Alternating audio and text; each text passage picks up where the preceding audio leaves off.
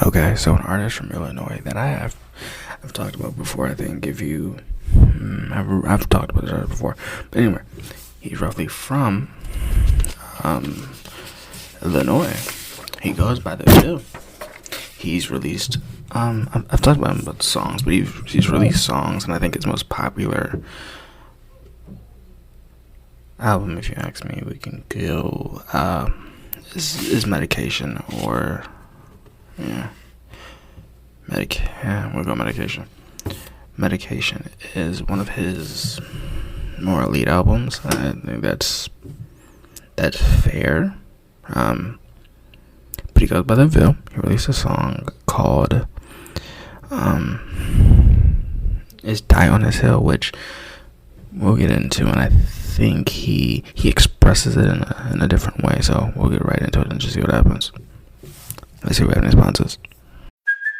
Hey, it's Kaylee Cuoco for Priceline. Ready to go to your happy place for a happy price? Well, why didn't you say so? Just download the Priceline app right now and save up to 60% on hotels. So whether it's Cousin Kevin's Kazoo Concert in Kansas City, go Kevin, or Becky's Bachelorette Bash in Bermuda, you never have to miss a trip ever again. So download the Priceline app today. Your savings are waiting.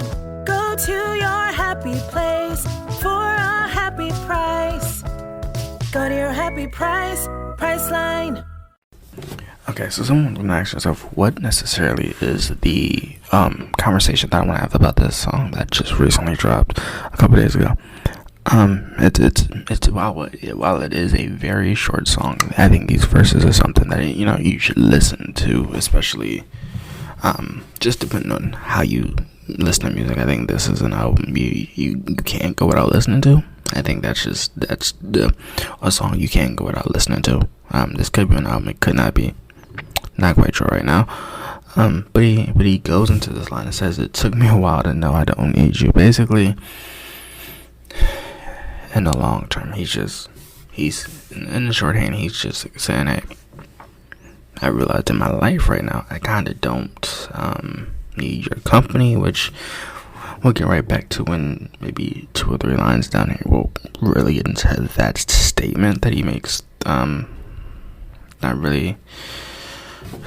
It's not really a vague statement. I think it's vague to who it names. I think that's the point. But he said in previous songs that he writes about personal situations. So I'm not sure who that's about.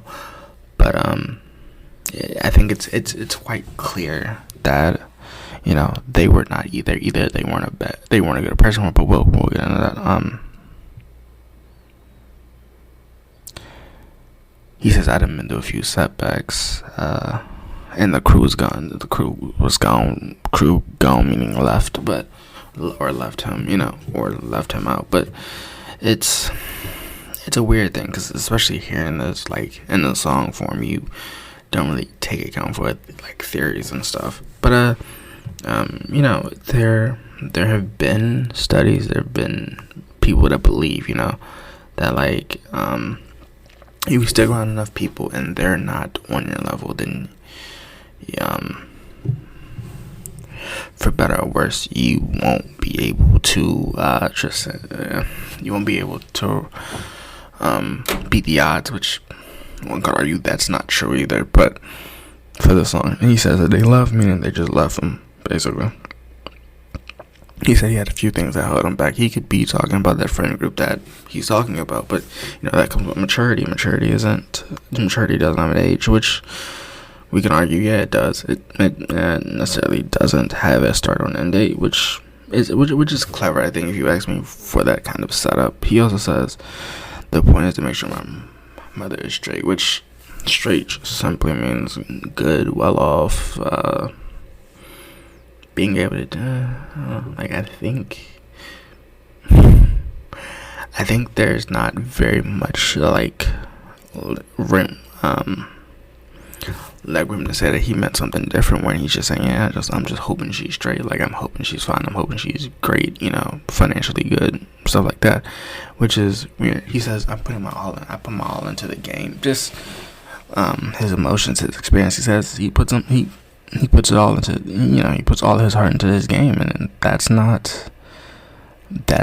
easily seen through the music that he makes, the art that he makes, even if it is from his real life or not. You tell that he puts a passion behind it, which I can't even argue is not true. He does.